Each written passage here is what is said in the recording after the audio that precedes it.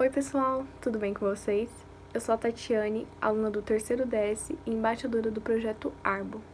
Escolhi a nossa escola para aplicar esse projeto incrível que visa a preservação do meio ambiente e a propagação da saúde alimentar, por meio do acesso à comida saudável. Hoje venho passar para vocês um pouco do que tenho aprendido com o projeto. Então, nessa aula, iremos tratar sobre biomas, solos e frutíferas, com o objetivo de conhecer mais sobre as questões ambientais do nosso país e também para prestar o vestibular.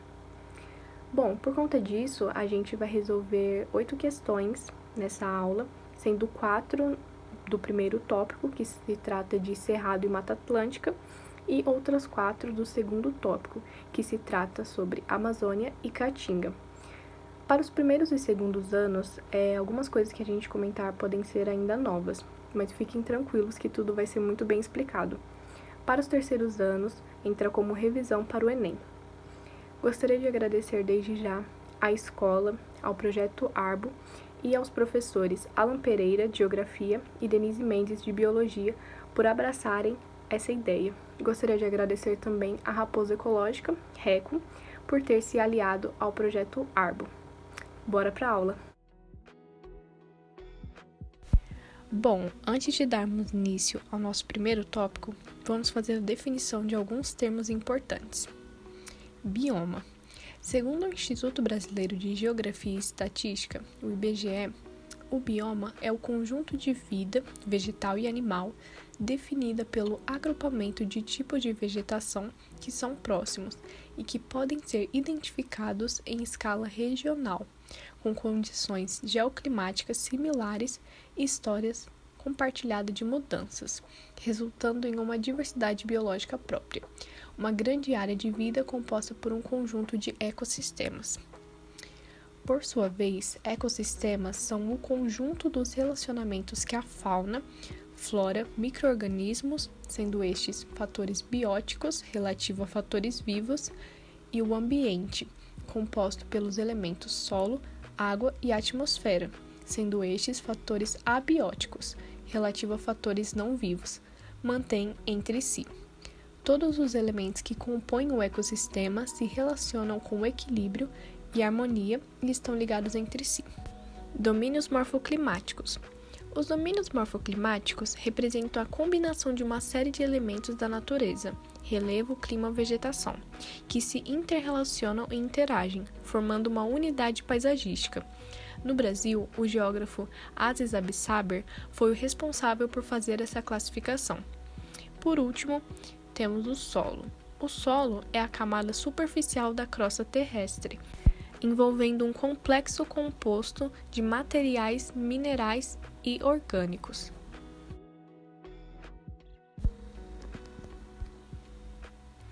Falando de biomas, no nosso país temos 6 biomas no total, porém nessa aula iremos tratar sobre apenas 4, que são os mais conhecidos e abrangentes. Vamos tratar sobre a Amazônia, a Caatinga, o Cerrado e a Mata Atlântica. Os outros 2 biomas que irão ficar de fora são a Pampa e o Pantanal. Aqui em São Paulo, a gente pode ter uma dimensão onde mais ou menos está a nossa localização, no caso aqui na capital de São Paulo, e qual bioma abrange essa área.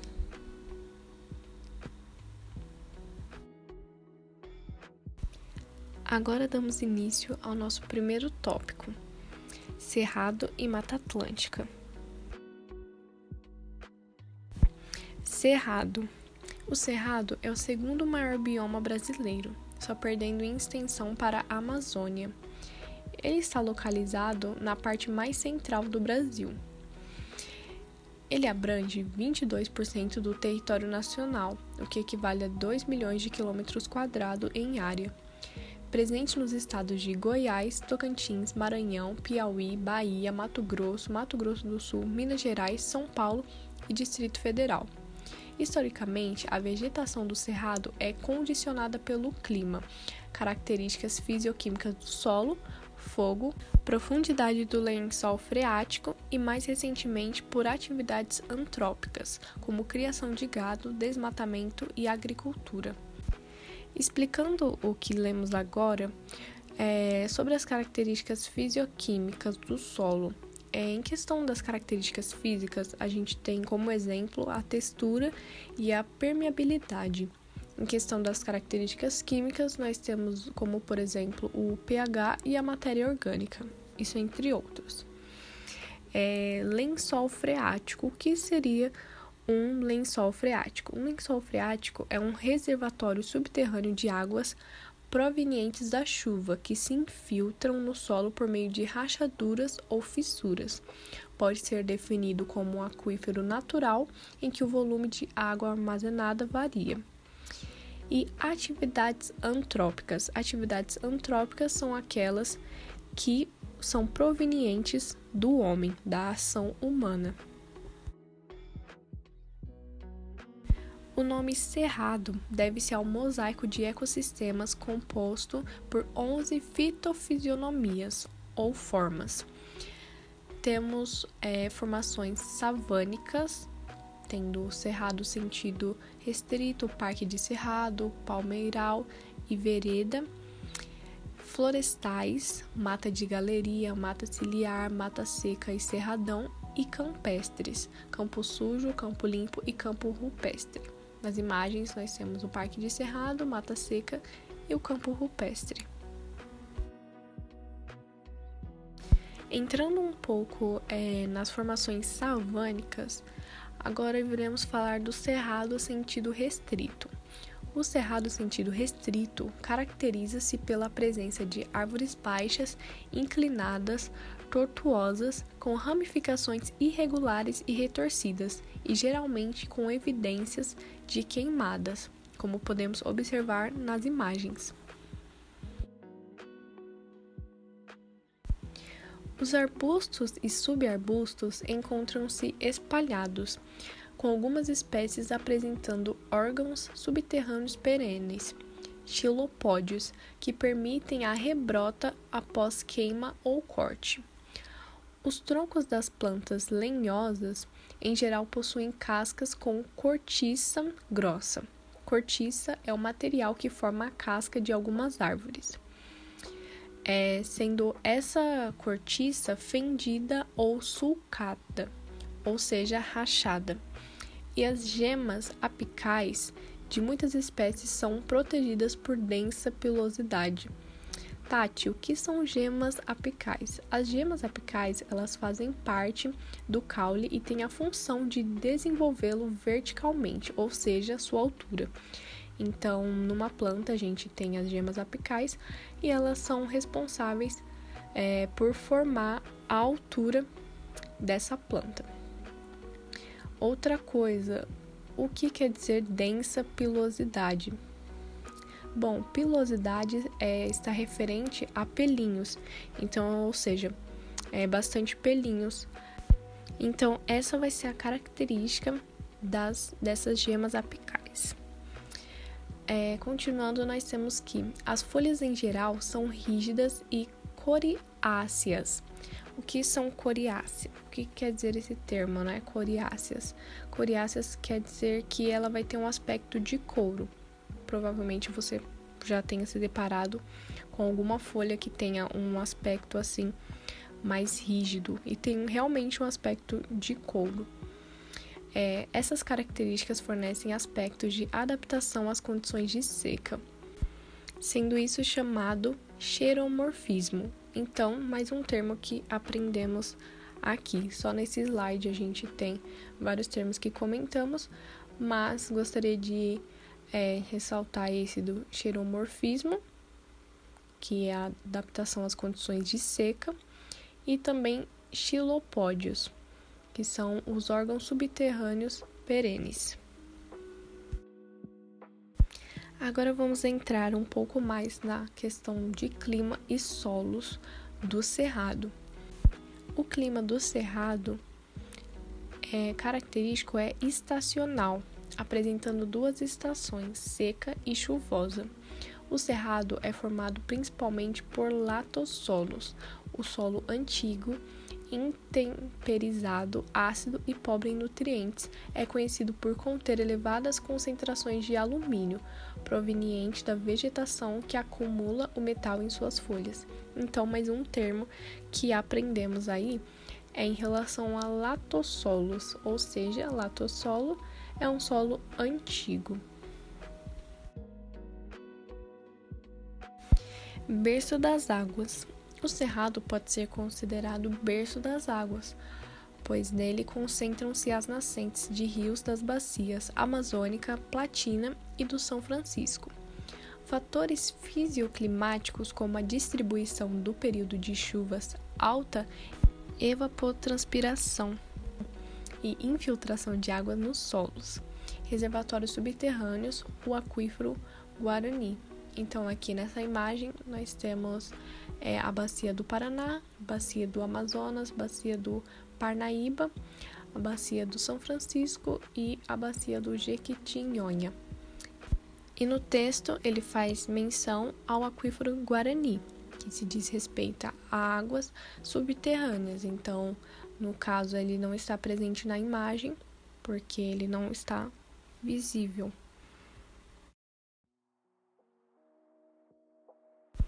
Hotspot. O cerrado tem uma das maiores biodiversidades do planeta, sendo considerado um hotspot mundial.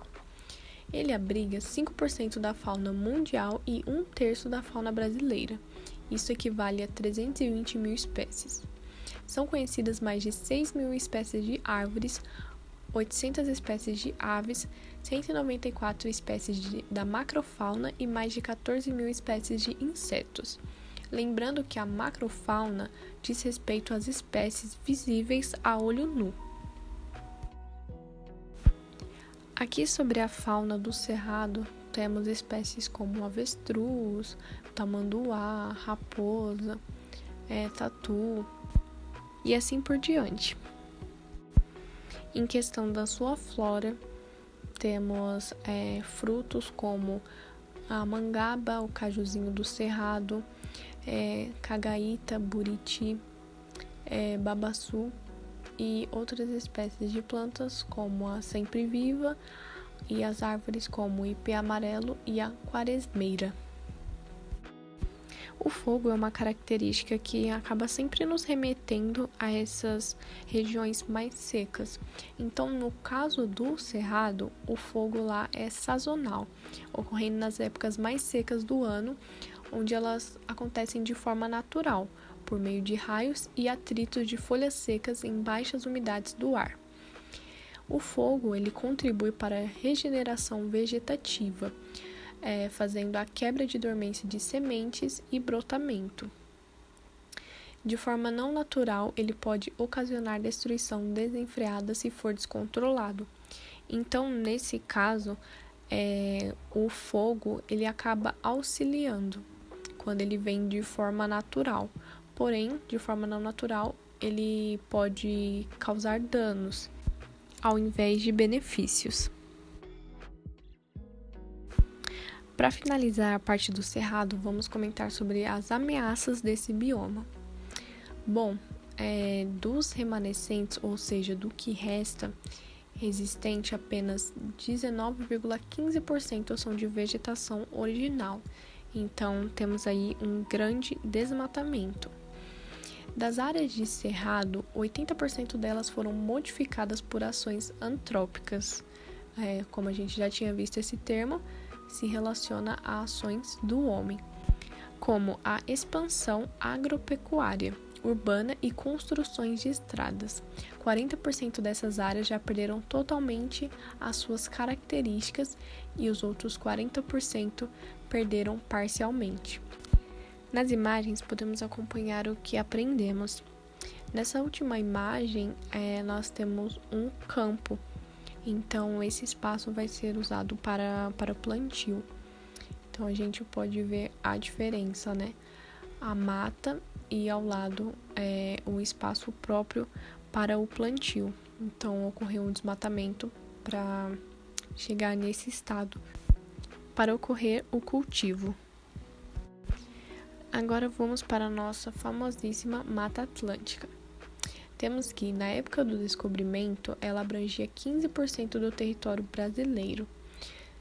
Isso, em área, equivale a 1.315.460 km². Ela abrange 17 estados brasileiros, sendo eles Alagoas, Bahia, Ceará, Espírito Santo, Goiás, Minas Gerais, Mato Grosso do Sul, Paraíba, Pernambuco, Piauí, Paraná, Rio de Janeiro, Rio Grande do Norte, Rio Grande do Sul, Santa Catarina, Sergipe e São Paulo. Bom, lembram do slide anterior que dizia que ela abrangia 15% do território brasileiro? Pois bem, atualmente restam 12,4% de área de floresta original. 72% da população brasileira vive em território da Mata Atlântica e nessa região concentra-se 70% do PIB brasileiro. Tati, o que é PIB mesmo? PIB é o Produto Interno Bruto e é a soma de todos os bens e serviços finais produzidos por um país, estado ou cidade. Então faz sentido essa região concentrar um PIB tão alto, pois tem estados bem comerciais como São Paulo, Rio de Janeiro, Minas Gerais e entre outros. O clima da Mata Atlântica se caracteriza como tropical úmido, sendo influenciado pelas massas de ar úmidas derivadas do Oceano Atlântico, onde apresenta altos índices pluviométricos, ou seja, de chuva, e temperaturas de 32 graus Celsius a 25 graus Celsius. Este é o clima predominante que pode ser encontrado na região Nordeste. Na região Sudeste também ocorre o clima tropical de altitude e na região Sul o subtropical úmido. Para além dos biomas, a gente pode acompanhar essa questão do clima também por conta da linha do Equador. Então, se vocês derem uma pesquisada sobre os climas e essa relação com a linha do Equador, vocês têm o mapa mundi e tem as faixas onde delimitam onde é tropical, onde é subtropical e assim vai. Falando da flora da Mata Atlântica, a gente tem que ela é uma floresta úmida e sombreada com estratificação, ou seja, separação em camadas da vegetação. Árvores de até 60 metros possibilitam formação de microclimas ideais para refúgio da fauna. Microclimas são áreas relativamente pequenas cujas condições atmosféricas diferem da zona exterior. Ele é uma espécie de estufa, então ali naquela região nós vamos ter espécies que vão poder se desenvolver porque tem um clima propício para elas. Que tem esse microclima, ele difere do exterior. Bom, em questão dessa imagem, ele trata dos estratos da floresta, né? Essa separação em camadas que eu comentei com vocês. Então, aqui, primeiro a gente tem ali em 0 metros o estrato herbáceo, estrato arbustivo, que chega até 10 metros, dos 10 metros até os 20, nós temos o estrato arbóreo inferior, subbosque. Dos 20 aos 30 metros, temos o estrato arbóreo médio, teto ou dócil. Em breve iremos tratar dele novamente. E mais acima temos o estrato arbóreo superior, árvores emergentes. A Mata Atlântica é um bioma marcado por floresta, então o seu principal ecossistema são as florestas. Dentro delas temos floresta ombrófila densa, floresta ombrófila mista, floresta ombrófila aberta, floresta estacional decidual e floresta estacional semidecidual. Porém, a Mata Atlântica não tem apenas florestas, tendo também outros ecossistemas, como manguezal, restinga, campos de altitude e brejos interioranos, como vocês podem ver nas imagens. Tratando mais um pouco sobre a flora da Mata Atlântica, temos um dado que nos diz que 70% das espécies de bromélias e 64% das espécies de palmeiras da Mata Atlântica são endêmicas. Endêmicas é um termo importante, ele quer dizer que determinadas espécies ocorrem apenas naquela região por conta das condições climáticas, biológicas, físicas e etc. Então, nós vamos ter espécies, nesse caso a gente está tratando de plantas, mas poderia ser em questão da fauna também. Então, ele está dizendo que aquela determinada espécie, ela ocorre apenas naquela região por conta das condições em que ela está inserida, que acabam sendo propícias para o seu desenvolvimento.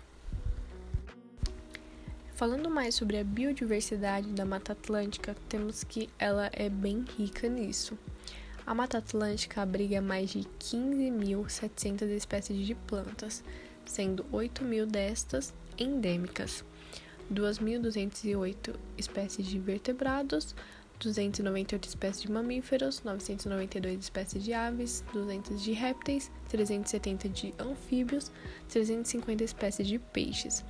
Das 633 espécies de animais ameaçados de extinção no Brasil, mais de 60% ocorrem na Mata Atlântica. Então, a gente tem aqui um dado mais triste. Nas imagens, a gente tem algumas das espécies presentes na Mata Atlântica, podendo citar o mico-leão dourado e a arpia, que estão lá em cima. Os dois correm risco de extinção. Assim como o Cerrado, a Mata Atlântica também é um hotspot. Ela é uma das áreas mais ricas em biodiversidade de vida no mundo, tendo mais de 15.000 espécies de plantas conhecidas, 5% de espécies da flora mundial, 80.000 delas endêmicas, como a gente já comentou. Mais de 2.000 espécies de vertebrados, 5% das espécies de vertebrados mundial, 700 espécies endêmicas. Mas, por outro lado, também tem diversas ameaças, questão do gado, da mineração. Aqui na primeira imagem temos a mineração, segundo a questão do gado, e nas duas últimas imagens temos a questão da poluição. Para finalizar, vamos agora falar um pouco sobre os solos da Mata Atlântica. Os solos da Mata Atlântica são rasos, pouco ventilados, úmidos e com pouca luminosidade, devido ao sombreamento das árvores de dócil, aquelas que a gente comentou lá na estratificação. De maior estratificação e que absorvem maior luminosidade. Não sei se vocês lembram, mas no caso, as árvores de dócil eram aquelas que estavam antes das maiores árvores. Então, elas abrangiam entre 20 e 30 metros. São considerados solos ácidos e pobres em nutrientes. Sua fertilidade é garantida pelo acúmulo de restos de vegetação, também referido como serrapilheira, e sua decomposição e formação em humus. Bom, a gente tem aqui a informação que tem um solo úmido, e não sei se todo mundo sabe, mas solo úmido atrai minhocas. E em seguida a gente tem falando sobre a formação em humus. O que é esse humus? Humus é a matéria orgânica decomposta a partir do processo digestório das minhocas. E o humus ele é muito bom para a fertilização das plantas. Então a gente tem esse solo úmido, atrai as minhocas, é bom para elas, E aí a gente tem a formação do humus, que é feito pela minhoca. Agora vamos para a melhor parte. Para finalizar esse primeiro tópico, a gente vai abordar algumas questões como eu tinha tratado com vocês. A primeira questão é do Enem de 2012, do caderno branco. Ela diz o seguinte: a vegetação do cerrado é constituída por árvores esparsas, ou seja, espalhadas, que apresentam troncos retorcidos e raízes profundas, disseminadas em meio a arbustos. As raízes dessas árvores são uma importante estratégia evolutiva, pois: letra A. Aumentam a taxa de fotossíntese das árvores, o que eleva a produção de biomassa. Biomassa é toda matéria orgânica que é utilizada como fonte de energia, como por exemplo a cana-de-açúcar. Letra B. Melhoram a sustentação das árvores no solo, que se torna arenoso nos períodos intensos de seca. Letra C. Possibilitam a absorção de água de regiões mais profundas do solo, inclusive em períodos de seca. D. Dificultam a ação de predadores que se alimentam desses órgãos, provocando a morte das árvores. E. Diminuem a superfície de contato desses órgãos com a atmosfera, impedindo a perca de água por evaporação. Parando para analisar as questões, a gente tem que a letra A não vai ser de jeito nenhum, porque a gente não comentou sobre fotossíntese e muito menos sobre biomassa, já que eu tive que explicar para vocês o que era. Em questão da letra B, ela fala sobre solo arenoso. O cerrado não apresenta solo arenoso, então a gente não tratou nada até agora falando sobre solo arenoso, então essa também está descartada. Em questão da letra D, ele fala sobre a ação de predadores que se alimentam desses órgãos, que são as raízes das árvores. A gente não tratou também sobre predadores que se alimentam de raízes das árvores. E na opção E a gente tem que diminuem a superfície de contato desses órgãos com a atmosfera, impedindo a perda de água por evaporação. Também não foi algo que a gente tratou.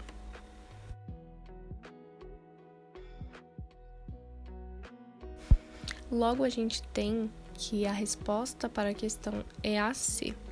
Então, as raízes dessas árvores são uma importante estratégia evolutiva, pois possibilitam a absorção de água de regiões mais profundas do solo, inclusive em períodos de seca. A explicação disso são que as raízes profundas possuem um maior alcance na busca de água, localizada em porções mais distantes da superfície do solo. Tendo exemplo disso, os aquíferos. Isso se torna uma adaptação importante, especialmente nos períodos de seca. Para a nossa segunda questão, temos uma questão do Enem de 2017, do caderno azul. Ela diz o seguinte: a Mata Atlântica caracteriza-se por uma grande diversidade de epífitas, como as bromélias. O que são epífitas? Epífitas são plantas que vivem sobre as outras sem que ocorra parasitismo, usando mais a planta de apoio mesmo. Então, não ocorre perca de nutrientes, assim dizendo, ela não, entre aspas, suga nada da outra planta, apenas usa de apoio. Essas plantas estão adaptadas a esse ecossistema e conseguem captar luz, água e nutrientes mesmo vivendo sobre as árvores. Então, no caso aqui falando da bromélia, e a árvore, ela viveria sobre a árvore. Então, a questão quer saber o seguinte: essas espécies captam água do ou da A. Organismo das plantas vizinhas. B. Solo através de suas longas raízes. C. Chuva acumulada entre suas folhas. D. Seiva bruta das plantas hospedeiras. Ou E. Comunidade que vive em seu interior. Bom, na letra A, a gente tem organismo das plantas vizinhas. Poderia não haver nenhuma planta vizinha e também, de alguma forma, essa seria uma relação de parasitismo.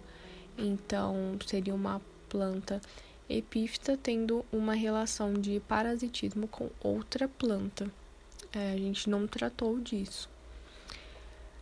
B. Solo através de suas longas raízes. A partir dessa alternativa, a gente estaria relacionando que todas as plantas, todas as espécies epífitas, elas contêm longas raízes e a gente não tem essa informação. D. Seiva bruta das plantas hospedeiras.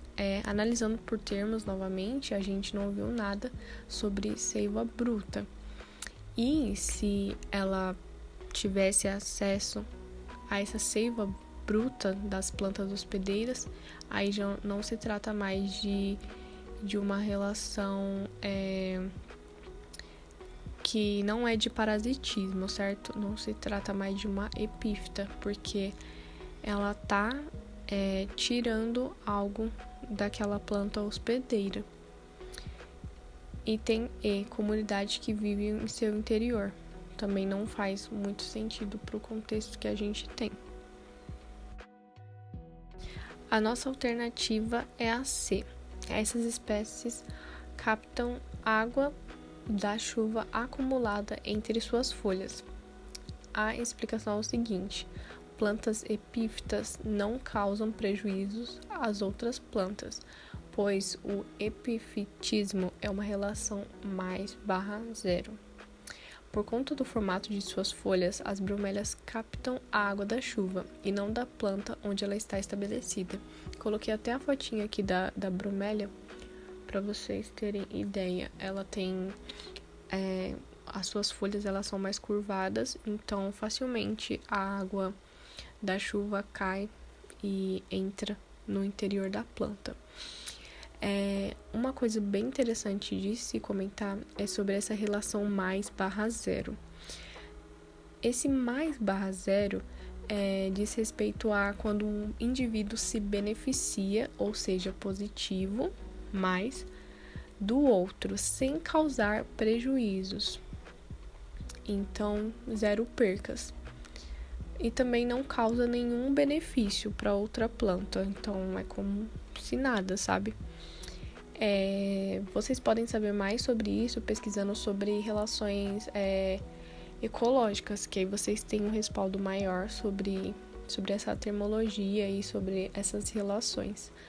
Então, por exemplo, no parasitismo, vai ser uma relação de ganho e de perca ao mesmo tempo. Uma espécie está ganhando e a outra está perdendo. Ela está cedendo, né, a outra alguma coisa. Nesse caso, não é isso. No caso da bromélia, ela estando instalada numa árvore, ela tem o benefício, certo? Por estar instalada ali. Porém, ao mesmo tempo, isso não prejudica em nada o desenvolvimento da árvore. Ela não está tirando nada da árvore, assim dizendo. Então, se trata de uma relação onde um se beneficia e o outro não tem nem prejuízo e nem benefício. Para a nossa terceira questão, nós temos outra questão do Enem, dessa vez do Enem de 2016, do caderno azul. O enunciado diz o seguinte: em uma aula de biologia sobre formação vegetal brasileira, a professora destacou que, em uma região, a flora convive com condições ambientais curiosas. As características dessas plantas não estão relacionadas com a falta de água, mas com as condições do solo, que é pobre em sais minerais, ácido e rico em alumínio. Além disso, essas plantas possuem adaptações ao fogo. As características adaptativas das plantas que correspondem à região destacada pela professora são A. Cerrado, B. Pantanal, C. Caatinga D. Mata Atlântica e Floresta Amazônica. Bom, até agora a gente viu sobre o Cerrado e a Mata Atlântica. Então, no contexto que a gente tem agora, né, da nossa aula, poderia descartar as outras opções. A resposta correta nesse caso é o Cerrado. As características adaptativas das plantas que correspondem à região destacada pela professora são Cerrado. A explicação se dá da seguinte forma: a região descrita corresponde ao bioma brasileiro do Cerrado, que tem como característica principal solo pobre e ácido e queimadas sazonais.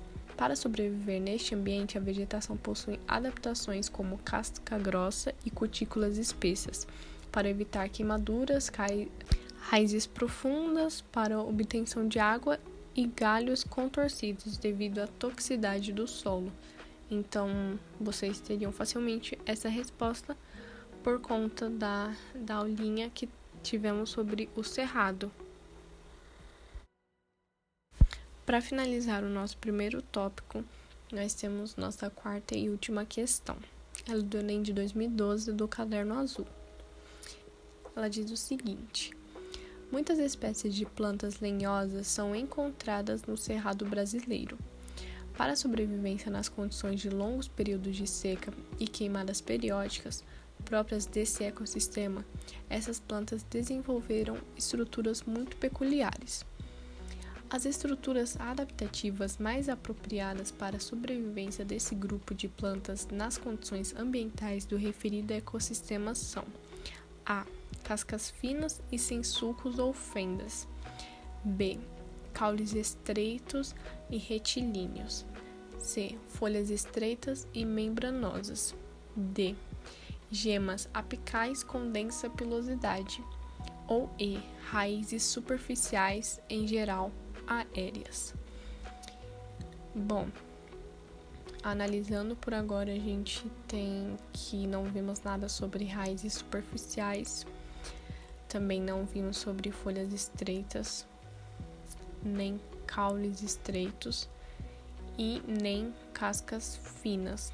A gente viu sobre sulcos e fendas, porém tendo, né, não sem sulcos ou fendas, que no caso são rachaduras. Logo, a nossa alternativa é a D, gemas apicais com densa pilosidade. Então, as estruturas adaptativas mais apropriadas para a sobrevivência desse grupo de plantas nas condições ambientais do referido ecossistema são gemas apicais com densa pilosidade. Eu até expliquei para vocês o conceito de gemas apicais e também da pilosidade, então acaba que fica marcado assim. Então, essa foi bem fácil de responder. Explicação: a alta pilosidade protege as gemas apicais contra o fogo. Queimadas são comuns no cerrado e as plantas são adaptadas a esse ambiente. Se ocorrer uma queimada, os pelos queimam, mas não a gema apical, que permanece intacta. Então, nesse caso, essa pilosidade, ela protege as gemas. Então, fica tudo nos conformes.